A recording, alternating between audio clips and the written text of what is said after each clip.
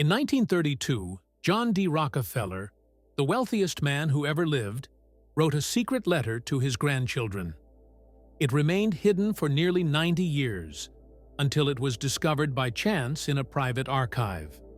Inside, he reveals the exact formula he used to build wealth across generations. And the strange part is that almost no one followed it. Today, you're going to learn what's inside that manuscript and understand why it was concealed for so long. But before we go further, answer me this. Why do entire families lose everything in one generation? Why do millionaires' children go broke? Why do fortunes evaporate as if they never existed? The answer is in this letter. And it doesn't talk about money. It talks about what comes before money, what sustains money, the invisible that builds the visible. Rockefeller wasn't just rich. He was the architect of a bloodline, and he knew that wealth without internal code becomes a curse, becomes weight, becomes poison. That's why he wrote, not to impress, not to show off, but to transmit something the market doesn't teach, schools don't show, and most people die without discovering. This letter wasn't meant to be public. It was a spiritual testament, a consciousness map. And when you understand what's written there, you realize the problem was never lack of opportunity. It was lack of internal structure to sustain what arrives. Let's start with the obvious. Rockefeller was born poor, son of a traveling con man who sold fake elixirs and disappeared for months. His mother raised the children alone, with Baptist faith and iron discipline. He sold candy on the street, collected coins, wrote down every cent in a worn notebook. At 16, he already had more mental organization than most adults around him. But this isn't a story about effort. It's a story about pattern. Rockefeller understood something few understand. Money isn't cause, it's effect. It's the physical manifestation of internal order. And when that order doesn't exist, money comes and goes, like water through a sieve. Before I talk about the letter, I need you to hit that like button. Because what comes next isn't common sense. It's not cheap motivation. It's structure. And structure makes people uncomfortable. Structure demands. Structure exposes. So if you're willing to listen to the end, show it now. Hit like, and let's go together. The letter begins with a phrase that seems simple but carries ancestral weight. My dear grandchildren, I leave you not just wealth, but a way of being before wealth. A way of being before wealth. Have you ever thought about that? Most people don't have a way of being around money. They have reaction, they have desperation, they have impulse, they have fear, but they don't have posture. They don't have conscious relationship. And that's why, when money arrives, they get lost. They spend to prove, they spend to forget. They spend to fill the void that money doesn't fill. Rockefeller knew this because he saw it, saw heirs destroy empires, saw fortunes turn to dust in weak hands. And he didn't want that for his grandchildren. So he wrote, not with a banker's hand, but with a grandfather's hand who knows the weight of transmission. He divides the letter into 3 pillars, 3 sacred principles. And here, sacred isn't figurative. For him, this was literally spiritual. He was a religious man, devout Baptist, gave tithes since childhood, and he saw wealth as stewardship, not possession, as responsibility, not right. The first principle, honor your origin, but don't chain yourself to it. Rockefeller writes, I came from dust, and if you ever forget that, dust will remind you. He talks about his father's poverty, about uncertainty, about shame. But he also talks about something deeper, the trap of defining yourself by the past. Because there are 2 fatal errors. The first is forgetting where you came from and becoming arrogant. The second is staying trapped in the past and never feeling worthy of what you build. Rockefeller knew both kill. One by excess, one by lack, and the balance between them is rare. Very rare. He tells a story in the letter. When he closed his first major deal, he went home and cried. Not from joy, from fear. Fear of not being prepared, fear of losing everything, fear of disappointing. And it was his mother who said, "John, God didn't give you this to carry alone. He gave it to you because He trusts you'll manage it with wisdom. Manage with wisdom.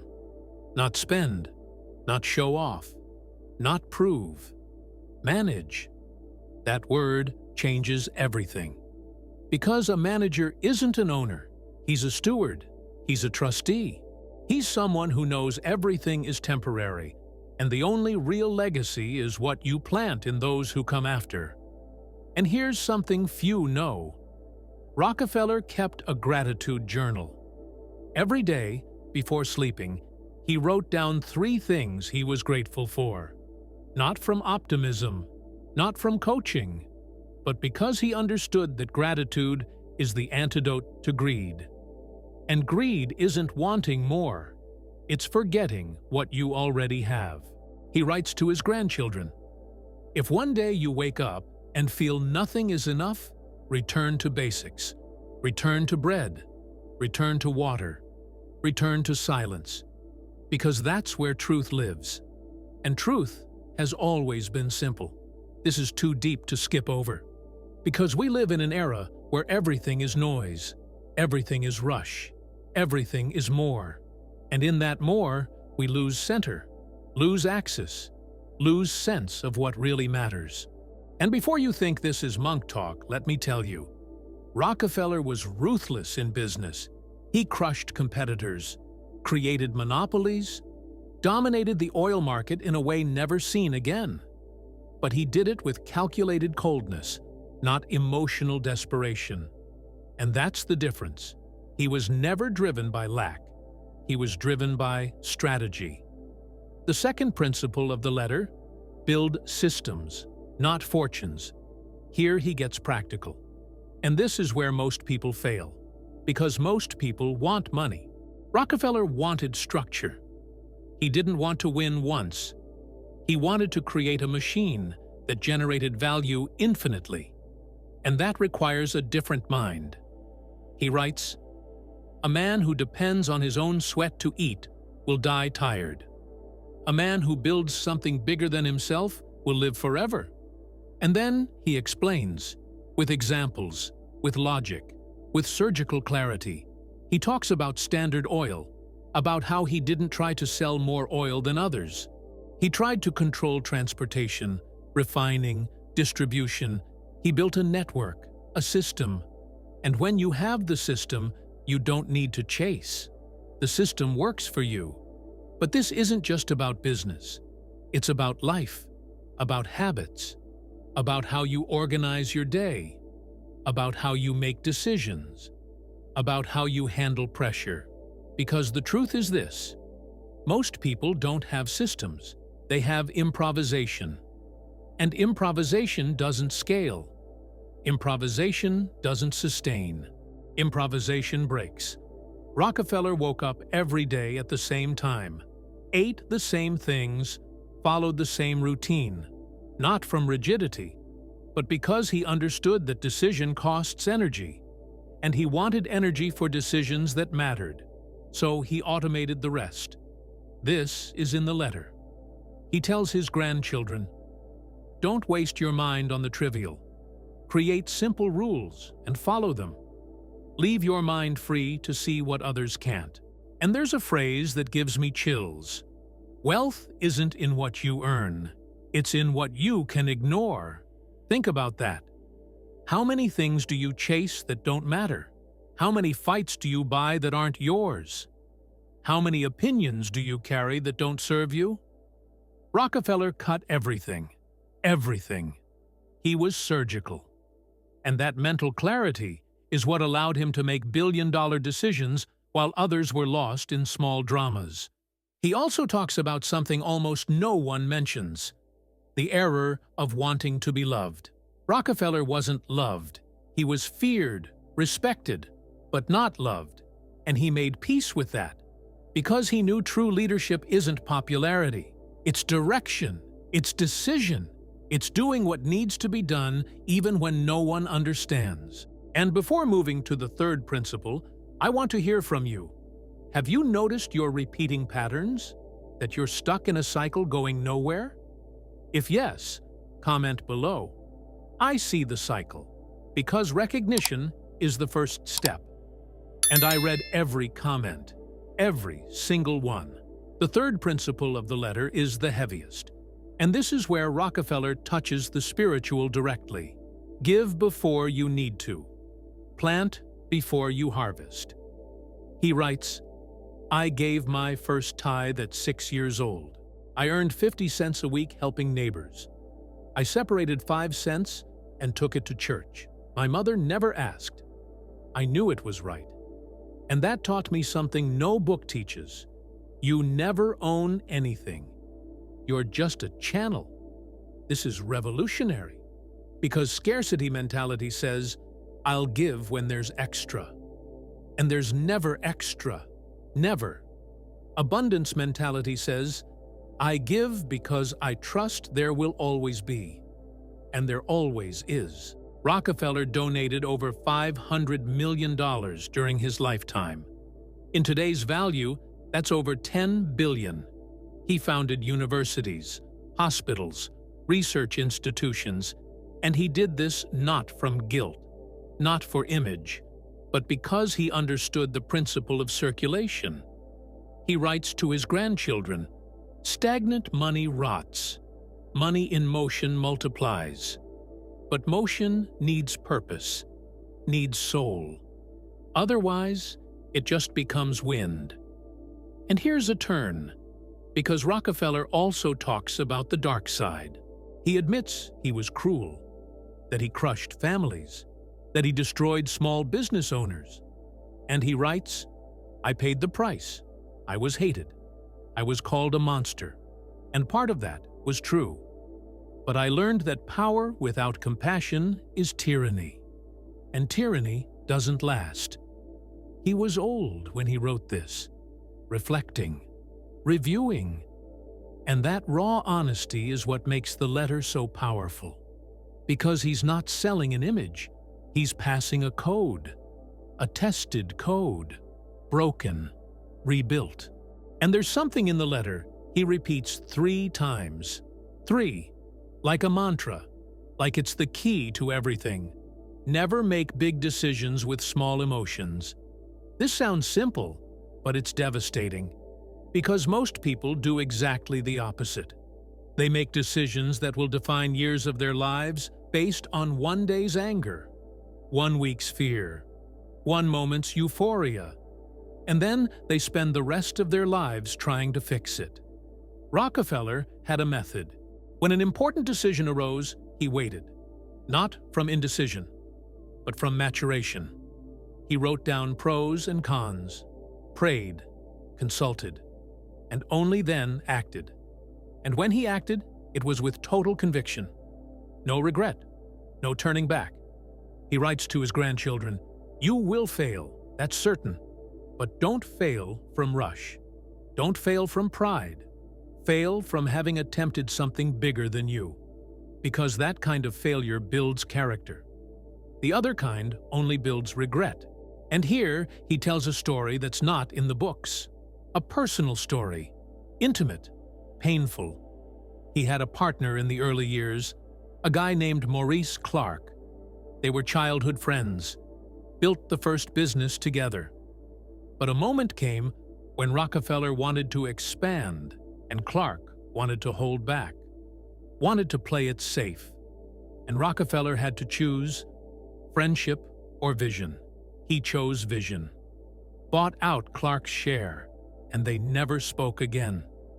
Rockefeller carried that, carried the guilt, carried the pain. And he writes, "I did what needed to be done, but I lost a friend. And that taught me every growth has a price. And the price isn't always money. This is too real, because nobody talks about this. Nobody talks about how, for you to rise, some people stay behind. Not from malice, but because the rhythm is different, the frequency is different, and forcing someone to match your pace is as wrong as you slowing down for someone who doesn't want to grow. Rockefeller understood this early, and paid dearly for understanding. But he didn't play victim. He didn't get stuck in what if. He moved forward, and that's what separates those who build from those who just dream. Those who build move forward even with a tight chest, even with doubt, even with loneliness. And before I continue, I need to tell you something. If you've been following the channel, you probably know about the mental framework we teach here. It's part of the Wealth Recode, a direct method that works exactly on the invisible locks keeping you in the same place. It's different from everything you've seen. It's not a course. It's not a promise. It's a map. It's code. It's a shortcut for those who are tired of theory. The link is in the description, and if you feel it's time to take the next step, click it. Not tomorrow. Now. Because this video reached you for a reason. Back to the letter. Rockefeller talks about something he calls the curse of rich blood. And this is heavy. Very heavy. He writes, "You will be born with everything I didn't have." And that's a trap, because hunger is the best teacher. And you will never feel hunger. He knew. He knew his grandchildren wouldn't go through what he went through. Wouldn't wake up not knowing if they'd have food. Wouldn't feel the squeeze of an overdue bill. Wouldn't know the desperation that forges character. And he feared that. Feared they'd become weak, spoiled, empty. So he proposes something radical. He suggests each grandchild spend 1 year living as poor people do. 1 year without access to family money, without name, without influence, just them and the world. To feel, to understand, to remember. He writes, "Only those who've been hungry know the value of bread. Only those who've slept with fear know the value of peace. And if you never feel that, you'll live as ghosts. You'll have everything and feel nothing." And this wasn't followed. Of course not. Because it's too harsh. Because it's uncomfortable. Because it goes against everything wealth promises. But Rockefeller knew that excessive comfort kills the soul, kills the drive, kills the fire that makes someone rise and build. And there's a phrase he highlights, underlines, repeats. The greatest danger of wealth isn't losing it. It's never having been worthy of it. Let that sink in. Because this applies to anything. Applies to the body you want. Applies to the relationship you want. Applies to the position you want. You need to become the person who sustains that. Otherwise, when it arrives, it'll slip through your hands like sand. And Rockefeller also talks about legacy, about what remains, about what really matters when everything ends. He writes, "I built buildings that will last centuries. But what I most want to last is the Rockefeller name associated with integrity. Not money. Integrity. Integrity. What a heavy word. What a rare word. Because integrity isn't being perfect. It's being whole. It's being coherent. It's doing what you say. It's honoring your word. It's not betraying yourself for convenience." And he admits he failed at this sometimes, that he made deals that stained his conscience, that he stepped on people to climb. And he writes with brutal honesty, "I won. But some victories taste like defeat, and only those who've won know this." This is profound, because we romanticize the top. We think up there is only glory, only fulfillment, but it's not. Up there is loneliness, is pressure, is weight, is seeing you have everything and still feel the void. And if you're not internally prepared, The top destroys you. Rockefeller talks about depression. He had it. Years of deep depression. Despite the wealth, despite the power, he lost his hair, lost his sleep, lost his peace, and he spent months locked away, unable to get out of bed. And what saved him? Faith, and the decision to give. He writes, "When I stopped accumulating and started distributing, something changed. I felt light. I felt useful. I felt human again." And this is something the letter hammers home. Wealth isn't for accumulating. It's for circulating. It's for serving. It's for building something greater. And those who don't understand this become slaves to their own money. Become hostages. Become small. He also talks about fear. And this surprises people, because we imagine Rockefeller as relentless, as unbeatable. But he had fear. Fear of going bankrupt. Fear of losing everything. Fear of being forgotten. And he writes, "Fear never goes away. You just learn to act with it beside you. Act with it beside you. Not despite it. With it. Like an uncomfortable companion, but one that keeps you alert, that keeps you alive. Because fear, when well used, is wisdom. It's the body warning you. But paralyzing fear is prison. And the difference between the two is action. And here he gives surgical advice to his grandchildren. Never make financial decisions alone. Never. Have advisors. Have people who disagree with you, who challenge, who question. Because a man alone is dangerous. He either becomes a coward or goes insane. This is gold. Because we live in an era of individual worship, of self-made, of I alone. And that's a lie. Nobody builds anything alone. Nobody. Rockefeller had a circle, small but solid. People he trusted, people he listened to. And that saved him from countless mistakes. And there's something he writes that seems otherworldly. He talks about intuition, about something he calls the voice without sound. He says, there are moments where you know. You don't know from logic. You don't know from calculation. But you know. And that's when you need to trust. Because that voice comes from a place older than reason. Rockefeller was religious, but he was also intuitive. He closed deals because he felt it was right. He cut relationships because something didn't fit. And he defended this. Defended that logic without intuition is cold, and intuition without logic is chaos. But both together. Then you become unbeatable. And he ends this part of the letter with direct instruction. Study the men who went bankrupt, not those who won. Because success teaches you little. Failure teaches you everything. This is genius. Because we're obsessed with success cases, with biographies of winners. But real learning is in failure, is in understanding what not to do, is in seeing the signs that were ignored, is in learning from others' pain so you don't repeat your own. And before I enter the final part of the letter, I want you to reflect. Are you repeating mistakes? Are you ignoring signs? Are you acting from ego instead of strategy? If yes, comment below. I hear the signals now.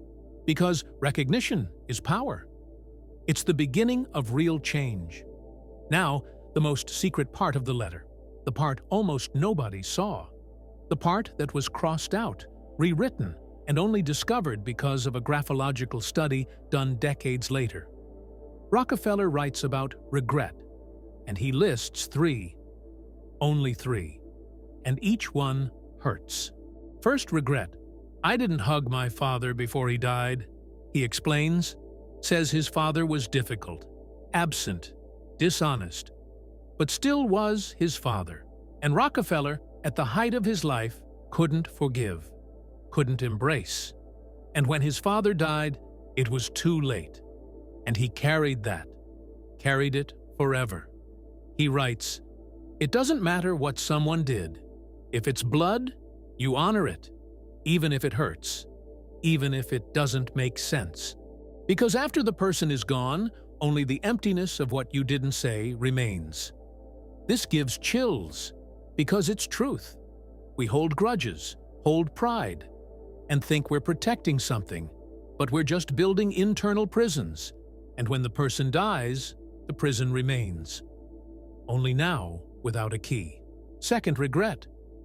I worked too much and lived too little. Rockefeller admits it. Admits he spent years obsessed. Years where he didn't see sunsets, didn't see his children grow, didn't stop, didn't rest. And he writes, I thought I was building something great. And I was, but I lost something greater. I lost moments, and moments don't come back. This hurts for those who work too much, for those who postpone life, for those who think later there will be time. There won't be. There never will be. Because life is now, is today, is this second. And if you're not present, you're just surviving, not living. Third regret. I defined myself by what I built, not by who I was. This is the deepest. Rockefeller realized he became the company. He became the empire. And when he tried to stop, when he tried to just be John, he didn't know who he was. Because he had erased the man to make room for the tycoon. He writes, You are not what you do. You are not what you have. You are what remains when all that is taken away. And if nothing remains, you never truly existed. This is a punch, because we build fragile identities. Identities based on position, on bank account, on status. And when that shakes, we crumble, because there's no foundation, no essence, no real self. And Rockefeller ends the letter with a blessing that sounds like prayer. He writes, May you be rich, but may you never forget the poor. May you be strong, but may you never step on the weak. May you be wise, but may you never despise the simple.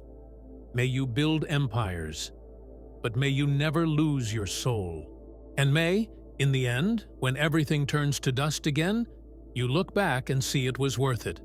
Not for what you accumulated, but for what you left behind. And he signs, With love and hope, John D. Rockefeller.